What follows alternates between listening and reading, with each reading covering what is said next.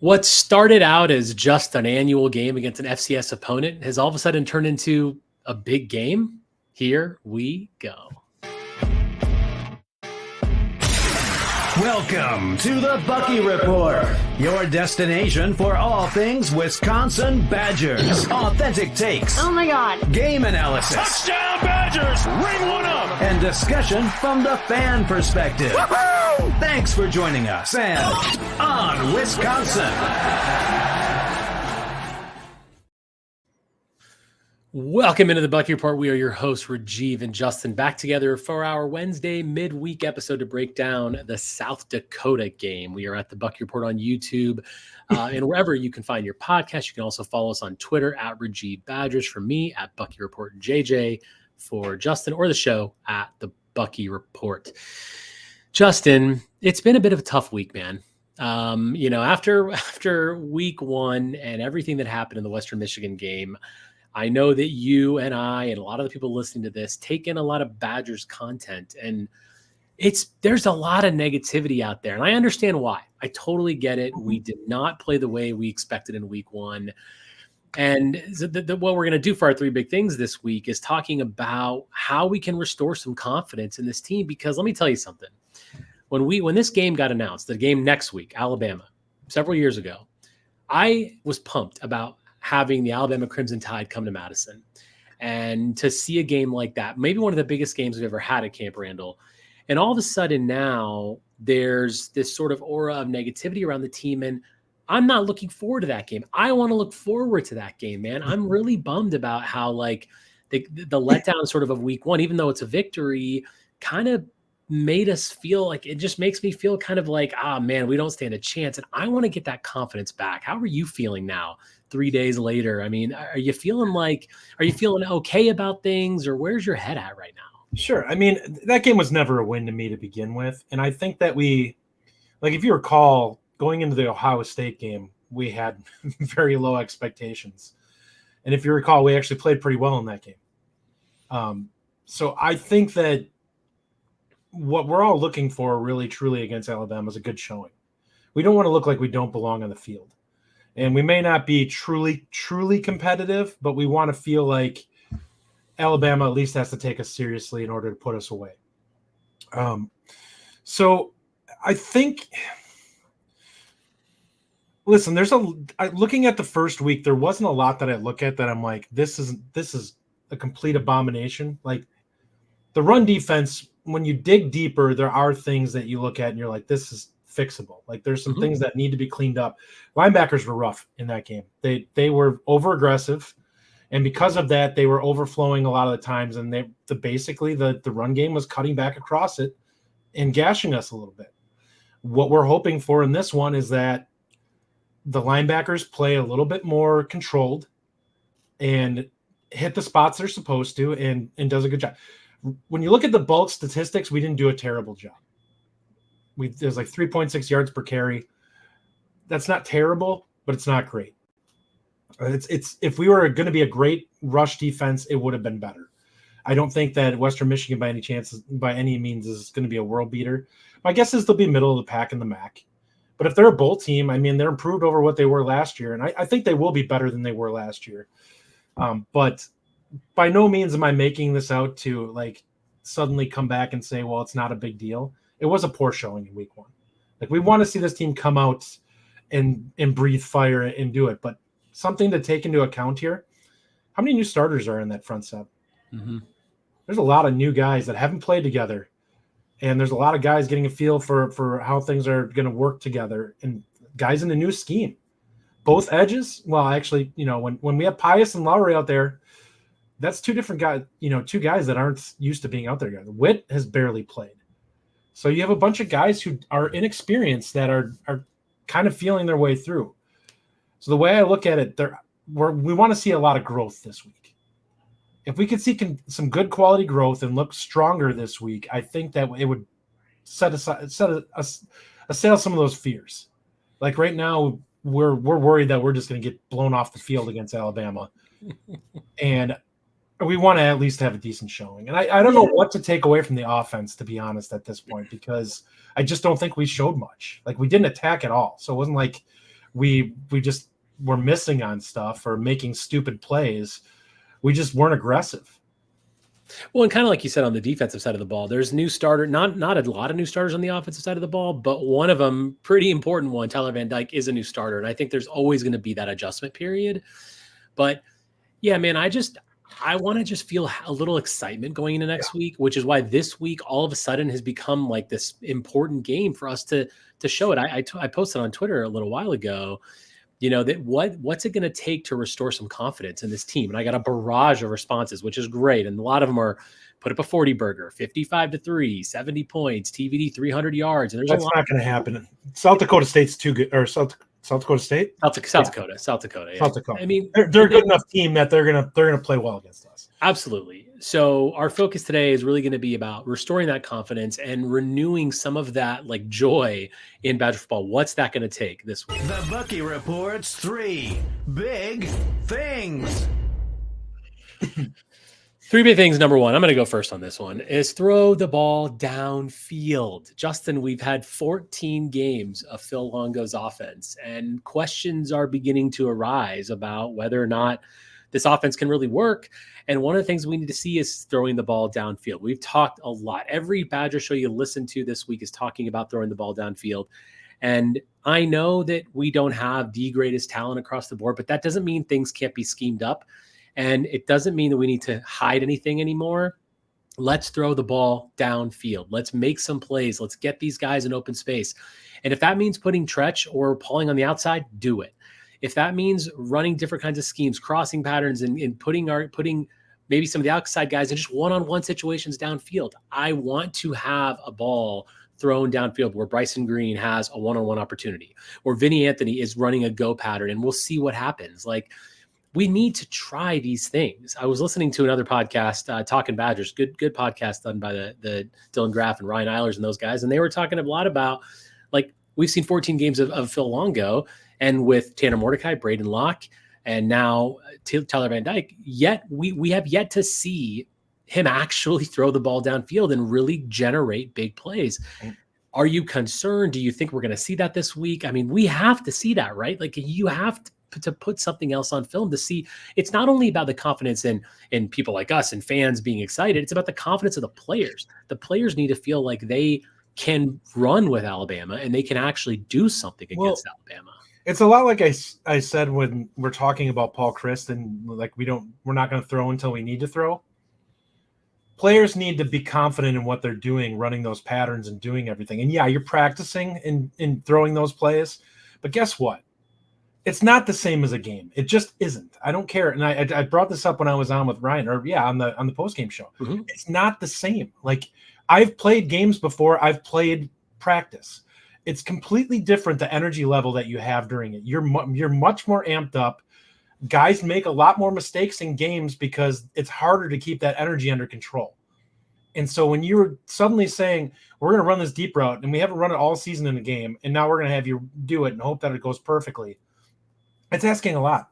I realize these guys are better athletes than pretty much all of us, but it doesn't change the fact that guys still tense up in those situations. There's very few NFL dudes out there that just don't get, fazed by the level and intensity of the game.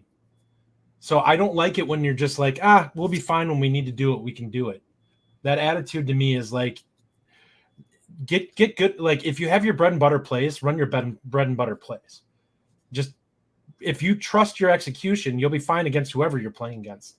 Clearly, we don't have a lot that we can hang our hat on right now. Or if you do, we're not showing it. And it's like, just get the job done. Like, if you can do it consistently, it should work against anybody. We had 4 drives last week over 14 plays. And so we did have a lot of big plays. I think our longest passing play was 17 yards, but that was really with Yaks. We didn't have any balls in the air of over 15 yards. That has to change this week. And I think even it's not like we necessarily need to do that to beat South Dakota. The brief is to win the game. I understand that, but we need to set ourselves up for this season and give our players confidence. So I'm really hoping that this is something we see. I think every Badger fan is watching this game for that kind of thing. How much will we really open up the playbook? Number 2, Justin, take this one. Get push on both lines. After all, it is an FCS team. I mean, we need it. Yeah, I think we need to bully them a little bit in this. And I'm not saying we need to lean on the run game. I will. No one will be more irate if we run the ball 50 times in this game than me, because I do think there are some things we need to work through. If nothing else, Van Dyke needs to get his comfort level in games with throwing to these receivers. And we need to prove that we can stretch the field. You're right. Number one feeds right into this. It's one of those things that I look at that we need to be able to prove that we can do it. But that goes, a variety of ways. The defensive line was not great in that first game. We had 1 tackle for loss and 1 sack. That's a problem. Like, that should never be the case. And I realize they were handing the ball off, but somebody's got to be disruptive. Like, you got guys that have Division I scholarships, Power 4 scholarships going against guys who are Group of 5 players. They should be able to, I'm not saying dominate them, but they should be better than them. And that just doesn't seem to be the case. Like, I know Barton in preseason got all angry about, how he felt like the defensive line was taking a lot of flack. Well, prove it. You know what? I don't like it when people want to mouth off and get angry about criticism, but then they don't go out there on the field and prove that they don't deserve that criticism. Defensive line wasn't good in week 1. Elijah Hills was the one standout that we had. Maybe Dylan Johnson will come in there at some point and create some disruption on his side, but right now I'm not impressed with any of the guys that we've seen out there, really, other than Hills, that he really looked as quick and disruptive on that one play. Whether he can consistently do that is another story. But at this point, you guys are all need to improve in mode, and you're facing an FCS team. I want to see 7-8 tackles for loss in this game, because that's what we saw with the good Badger defenses. That's the type of disruption that a good defense creates. We haven't seen it yet. If you're not watching this on YouTube, Justin's face just got a little red. He's really pumped. He's really hyped up about this right now. Look, I mean, when we play Western Michigan and we don't see the line of scrimmage moving forward on our running plays, and we don't see disruption in the backfield, it's a huge cause for concern. Mm-hmm. If we don't move the lines against this team, what are we going to do against Alabama? Alabama will be moving backwards. We will absolutely be moving backwards. And it's not only about getting that push, but it's about making disruptive plays and making the right reads. You mentioned earlier about linebackers overrunning plays, gap discipline, right? We need to make sure that we fill these gaps all the way through and that we're doing everything right to ensure that this team is neutralized. Now, South Dakota is a good FCS team, by the way. They're ranked, I believe, 5th in the FCS power rankings. This is a team that absolutely can play with a lot of teams on the Division I level, but we have to own the lines. Like, that's what Wisconsin is. And the trenches are where games are won and lost. And I think that, throwing the ball downfield is one thing, but how we do in the trenches is something that we are really focused on. And it absolutely has to happen. All right, Justin, take number 3. Don't make mountains out of molehills. So I think that people are getting a little too angry about week 1. It's not the first time Wisconsin's come out and played down to an inferior opponent and still had a good season. Nobody is looking at this Badger team and saying this is a playoff team. What we need to see is this team grow and go forward. One of the big things that we can take away from week 1, the offense may have lacked explosive plays. Guess what? They moved the football. They put together extended drives. Last year, how many 3-and-outs did we have? Look at third down conversion rate. We were well over 50% in third down conversions. Short yardage. This team looks much improved in the short yardage plays. Like short third downs, fourth downs, they were able to get the job done. So everyone that's complained about the ball not going from under center, it didn't matter. All right? We got the plays. We got it done. So clearly, it can be done either way. Now, they need to continue to get better. They need to improve in the areas of creating more, obviously big plays on both sides of the ball. But if you can have a baseline of consistently being able to move the ball down the field, good things will happen. They've got to find ways to be more explosive, because that will lead to more points. But you're going to chew clock, and I'm not an advocate ever for chewing clock and shortening the game. It reduces the heck out of your room for error. But What I will say is that I will take that over 3-and-outs or not being able to move the football or being incoherent offensively or defensively any day of the week. So showing any level of competency is an improvement over what we saw last year. And now it's just a matter of starting to find those explosive plays. And we have a guy that I think we'll probably see more of this week that has shown a little bit of that in a budding star in Tretch Kekahuna, who I think is going to see the field more. And Pauling didn't play well in week 1. We know Pauling is better than what he showed in week 1. Well, and I think that's a lot of communication issues, right? Between him and TVD. I think one thing, I think he's just not used to the level of velocity that he's seeing from him. Those are some hard thrown balls.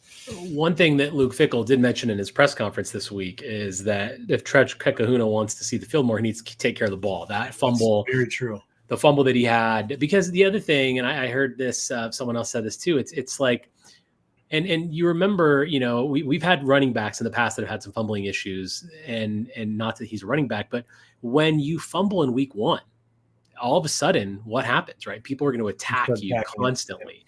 And then if he fumbles again in week 2 or week 3, then it becomes a huge story. Yeah. Oh, Tretch Kekahuna can't take care of the ball. So yes, he needs to take care of the ball. And as far as I'm concerned, just take him off kickoff duty. Like, I want his explosiveness, but if that's where he's susceptible to losing the ball, then take him off of there. I'll be honest, get him reps in the receiving game. Our blocking on kickoffs was terrible.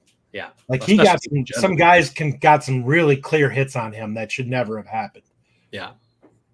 You texted me earlier today. We were talking about this show, and you said, despite us not being happy, there were a lot of things cleaned up from last year. And you just talked through some of those things. And I think that is a fair point, that to bring a little bit of positivity to this, there are some things that got cleaned up.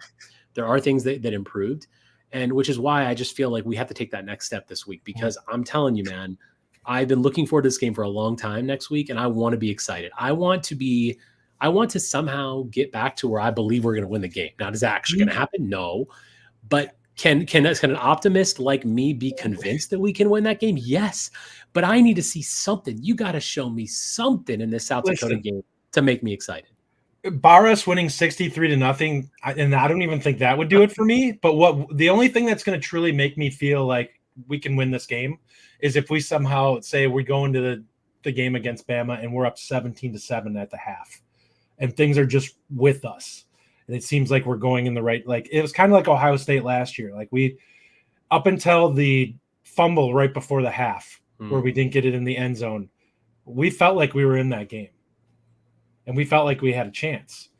That's what Wisconsin has to do. They have to be able to play over their heads defensively, and maybe it's not even over their heads. Maybe what we saw in week 1 was a little bit of just false negativity. Like, there's maybe it's not necessarily the defense has as many issues as we saw, and there were some things that just guys getting out of position due to it being their first time live back in a game situation. But they have got to find a way to be more disruptive. I'm more worried about defense than offense against Alabama, quite honestly. Yeah, it's going to be. Well, this week will tell us a lot more. I mean, obviously they gave up 14 points last week with the whole fake field goal nonsense that really gave them 7 more points. But all right, well, we've talked through what we want to see this week. Let's talk now through what we think is actually going to happen this week. The Bucky Report predictions. 2:30 p.m. Central Time kickoff at Camp Randall Stadium, South Dakota at Wisconsin. They are an FCS opponent. They are ranked fairly high. They are a good team. Let's just think of them as a lower FBS team, because that's really what they are. Not like some of the teams that it's like Iowa played Illinois State last week, Indiana State. Like, they're not that. South Dakota's a real team. They're borderline a MAC team. Like, they'd be a bottom feeder, lower half of the MAC team. Totally agree with you. Give me your score prediction, Justin. What are we going to do this weekend? I'm going to say 38-13. I want to believe the offense gets rolling a little bit more. I need to see it from the defense before I can reduce it. And we know a good quality FCS team is probably going to piece some things together, just because they typically are they're very cohesive normally. They do a really good job at what they're good at, and that typically can be problematic, even if you're a good FBS team. Like, sometimes they just put together a drive or two where they're able to move down the field and score. I don't think that they're going to be able to stay with us the whole game, but I do think they can play us tough for maybe the first half and hopefully Wisconsin gets up like 21-3 or 21-10, and then just cruises in the second half when we make defensive adjustments. Yeah, I don't think we're going to see a game where we were down in the fourth quarter like this past week, but I do think it's still going to be a bit of a nervous situation at times because, again, this team's decent. So I think 34-17. I feel like we're going to kick a couple field goals. So 4 touchdowns, 2 field goals. And then, I think that South Dakota's going to score a touchdown. Maybe it's a turnover, that we have deep in their zone or something like that. And then they'll kick a couple field goals. So, and maybe actually 2 touchdowns and a field goal. I do think they're going to score a little bit just because they are, like you said, they're cohesive. This is their Super Bowl, by the way. This is the toughest game on their schedule. This is a massive game for them. They are now being able to test themselves against a Big Ten team, an FBS team. So it's going to be big. 34-17 is my final score. Justin, I think in the end, we got to see something from this team. We got to have some positivity. There's such a narrative, a negativity narrative. But again, I get it. I understand where that's coming from. We were a part of that on the show last week on Locked On Badgers reaction show. There was a lot of that. Everyone's talking about it. It was not only that, but then fed into it the next day was the fact that so many of the teams that we viewed as being in similar tier played better. Yep. Like Nebraska looked improved. Iowa looked improved offensively. Rutgers turned it on, later in their game. And you start to look at it and you're like, what the heck? Like everybody else seems to have gotten it, but for whatever reason, we still have our heads up our butts. Yeah. It's like, pull it out and let's get it together here. At some point, like the talent level of this, we're playing beneath our talent level right now. And that's the frustrating part to me. Because the coaches cannot keep telling us, we really like what we have in the room. But then every time we go out, that room seems to not play to the level that we were expecting. Yeah. At some point, the room stinks or, you're wrong. I'm hoping we see good rotation. I'm hoping that we see a lot of, young players get snaps. We talked about Dylan Johnson. We talked about Elijah Hills, Trech Kekahuna. So hopefully we get a good rotation to really explore what else is on this roster. That'll do it for our 3 Big Things episode. Tune in on Saturday at Locked On Badgers reaction show. I'm sure we'll be on that one. And of course, Sunday night, we'll be back here once again, breaking down week 2 and hopefully a crushing defeat of South Dakota and then looking ahead to Alabama. But as always, thanks for joining us and on Wisconsin. Wisconsin. Thank you for listening. If you enjoy the show, subscribe to our YouTube channel at The Bucky Report or The Bucky Report Podcast from wherever you get your content. Until next time, on Wisconsin.